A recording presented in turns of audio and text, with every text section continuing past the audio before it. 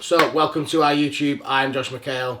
I am a coach, or the head coach at CGM, or Coach Jay McHale. I'm here with Josh, who is also another coach with the team. Jodie is not here today, but she is also another coach under the CGM brand. Now, we work with lifestyle clients up to amateur and professional athletes as well, bodybuilding, bikini, all the different categories. And today we have a couple of my clients down today to train with us at the shed.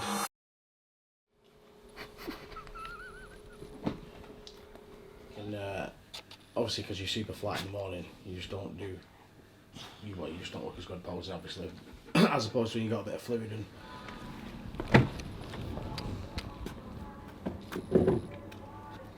get the whip in.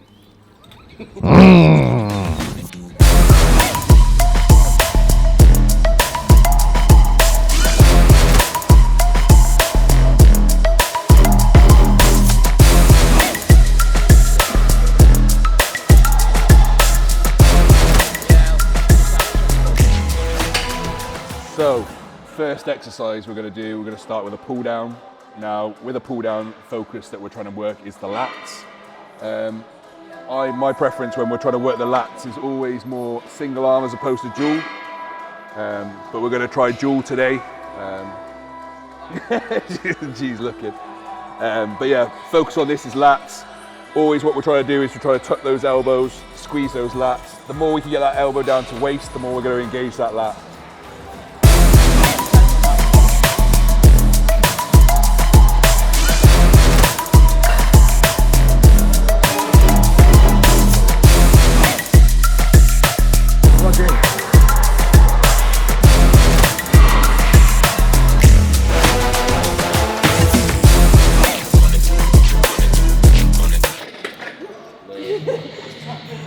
So, as you'll see on this, we're not fully locking out the elbow. You want to keep a slight bend in the elbow, just so we take the strain off the joint.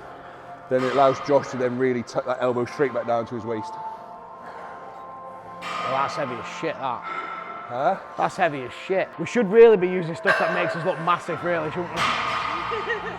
So, little tip and trick when it comes to pull down movements. Always try and use a hook grip. Now, recommend always getting some straps if obviously your forearms and things aren't strong enough. But even with straps, you just want to be hook gripping it.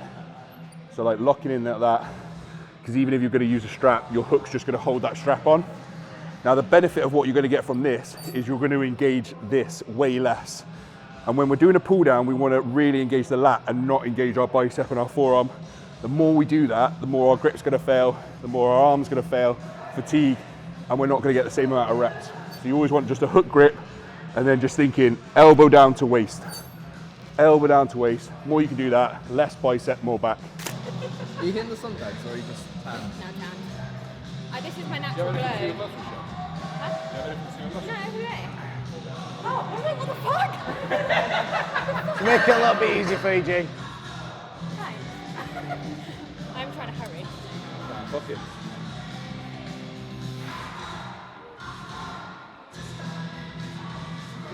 My name's G Marchment. I would say seriously I've probably trained for 3-4 years now, but been training from maybe the age of 18, but not, I would say, bodybuilding style, if that makes sense. I used to be a powerlifter, so when I first got into training, I was all about ego lifting, so a lot of heavyweight, got injured. Yeah, really shit form, like awful. I think I watched my videos back from like, I don't know, probably like 10 years ago now, yeah, like when I was 18, just disgusting form. So got injured, got a really bad knee injury, took time out gym, I was probably like 21 then. And then Instagram become a thing, social media become bigger and stuff like that. So obviously influencers come up, and funny enough, Georgie Fit was like one of my like inspirational kind of people that you always look for and you always look up to. And then she started competing.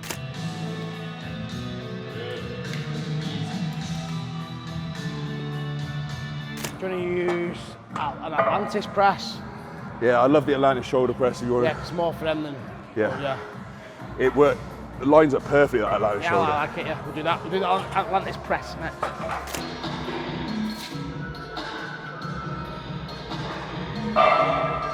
Ooh, that's really nice. Yes, fuck it hits the delt in the exactly position. Because guess what? That's how you're meant to shoulder press, not in pronated. So rather than press like this, you should press like this. Yeah. It's more in line. So, second exercise, Alana shoulder press. If your gym's got one of these, this is probably one of my favorite shoulder presses.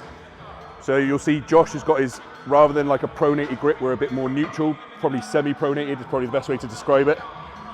What this allows us to do is just allow full range of motion in where your body naturally wants to align.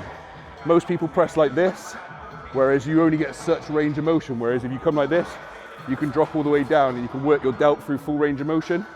That's just all how you want to press is how you want to anatomically align. So if you like relax yourself, that's your hands naturally sit in this position. So you want to press, shoulder press, chest press, any of it, it's all in that position. Why is that moving? That one felt weird. Why is that heavy? For the outtake. You say that, I've done that before. I literally done cuffs like this, with one uneven, and not felt it to the end.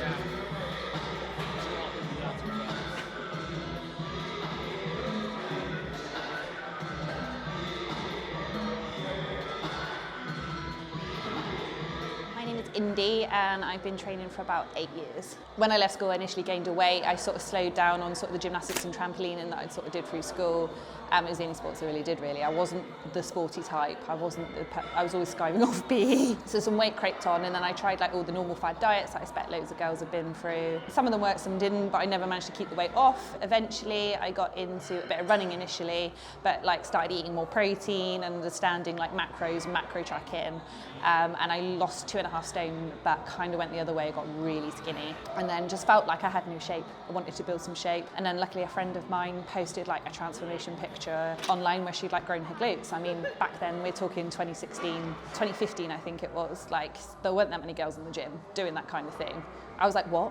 You can, I just thought you lost fat, gain fat, that was it. Yeah. But yeah, she got me down, and I just love weight training, like not just like the way it helped change my shape, but like the way it made me feel. And then yeah, I just progressed with it quite quickly, started seeing the changes, really like feeling strong, lifting weights up, and I kind of just felt like I wanted a challenge like most people.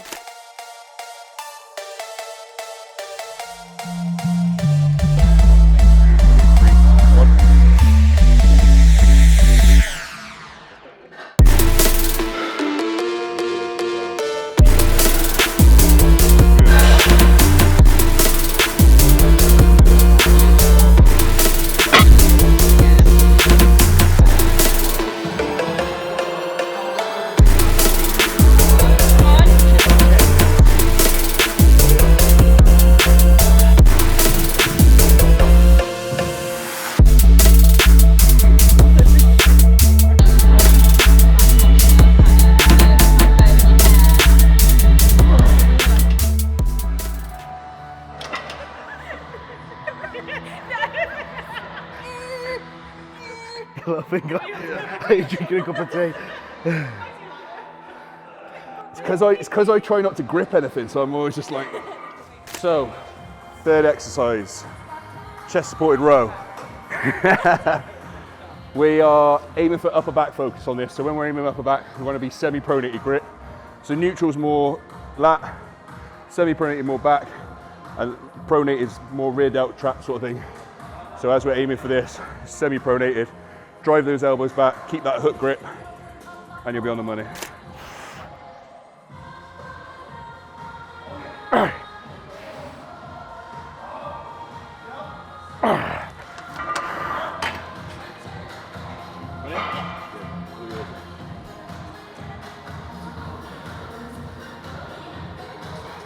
I think I've joined the gym about 9 years ago, it'll be 8 years this year since my first show, which started out as a bucket list challenge, and I'm now still here, still competing. So initially I'd gone into sort of my preps before.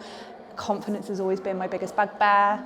It might not seem it to some people, but I've just really struggled to believe myself as much as I've got better at it. I've always been quite nervous going into shows. My first season as figure a few years ago, I actually did a lot better than I expected. Second in Britain, so I was so gobsmacked that day. But I just went in with no expectations, really enjoyed myself and got some good results to go with it, so hey presto.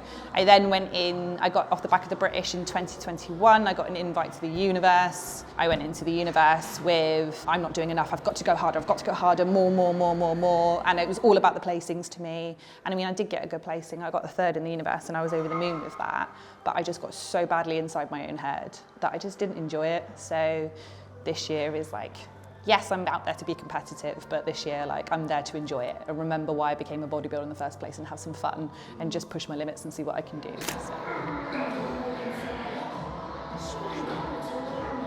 Let's go, G. Your back's looking lean already.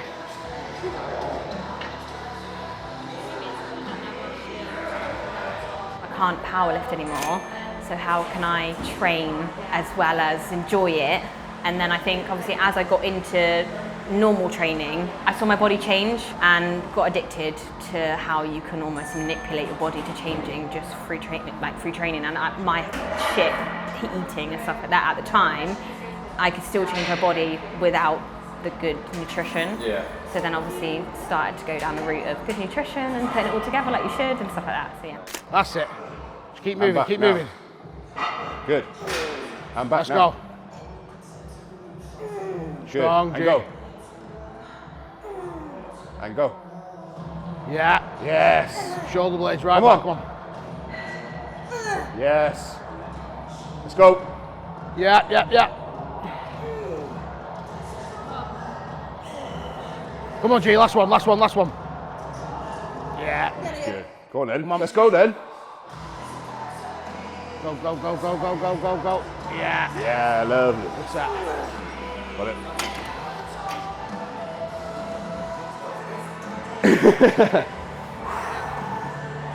I'll just go 5 again on that, I think. So, we've done a pull down, we've done a shoulder press, we've then done a row upper back focus, so pull down, lat focus, shoulder press. Now we're hitting a lateral raise. We've got 2 great pieces of kit here. Both essentially do the same thing, just slightly different. But the aim for us is to now work the lateral, the medial delt. So on this, rather than with the setup we have here with the handles, if you do that, you tend to get more trap engagement. So as you'll see with Josh here, he's sort of like punching up and out. You'll find this aligns way better with the delt, get far more activation. Josh does one at a time because biomechanically he doesn't fit perfectly within the machine, so he finds it much easier to do one at a time. Me personally, I'm a bit wider, so I find it easier to do the 2. Indy, this will probably be better single arm. Try it, because what I do is if you turn your body a little bit like I did, go. Oh, you've got a little finger going on here as well. Is this a thing down here, this? She has the thumb on one. She did the finger there, she's like... So Josh touched on the laterals briefly there. Now, with most machines, I tend to go single arm so I can shift my body position a little bit more at an angle. It just sets my arm path up better. So you're more in a scapular plane. Like, some machines you got to work around based on your own biomechanics and what feels better. If I was to do that bilaterally, and my arms end up coming out way too wide and I get a lot of trap, get a lot of shoulder impingement. So for me, that's a much better option to do that unilaterally. I heard man when I chat and chit. I come through like what's good, these weeks getting split. Man better breeze than sprint, it's long if I choose to bite down on these pricks. X is a lyrical 4-4 of this, so make sure it's X that you wanna rally with. I'll make a big man turn to a kid. Shout out skull when I slat out wigs. Never seeing X's with your eyes closed. So one of the biggest complaints with lateral raises, people start to feel it in the traps. Now, if your traps weren't doing anything, your shoulder wouldn't lift up. So naturally, whatever kind of position you're doing, what movement you're doing, you're gonna still feel some sensation in the traps. Now, if you want to shift as much tension onto that medial delt, it's the arm path that's going to really matter. You know, putting your arm in that scapular plane, as opposed to having your arm back here.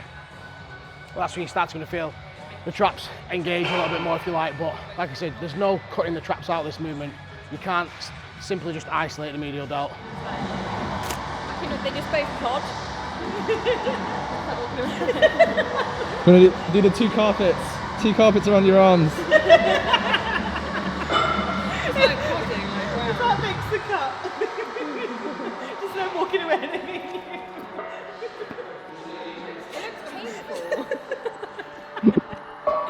How does Josh walk? Like, you know.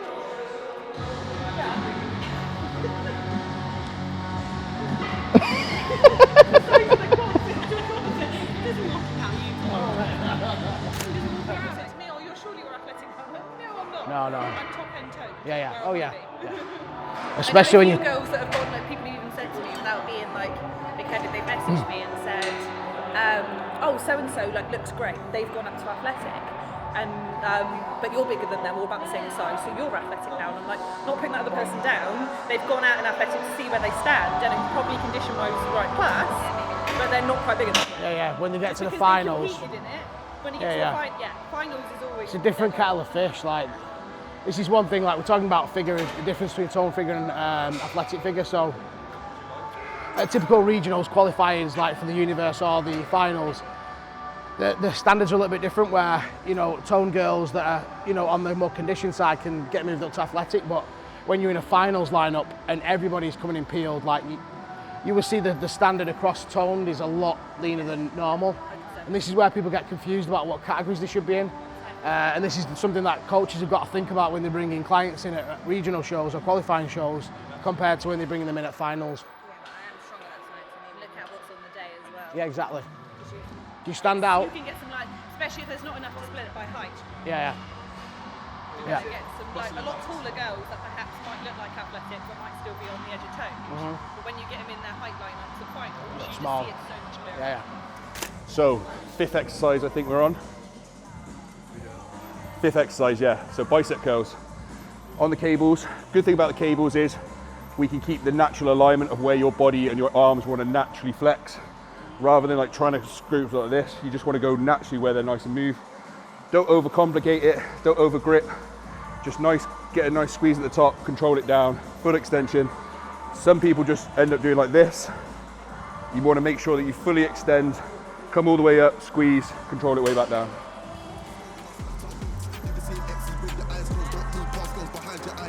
Bars and flows, check out their mixture. Told them man can't handle the fixture. It's all fun and games to the person saying. Vein off. Like, no, like it's literally that there, and that's Cool, look at the gains. You versus the ghost, not to worry about. it. Fucking forearms on it. Saying it's all fun and games, get beat up and cocked out the picture. Must be active if you think you can wig me. I'll tell my man, put down the... Ah, my ass. It's like the toilet seat scenario all over again. Good. You get up. Cracked it and then just trapped my ass.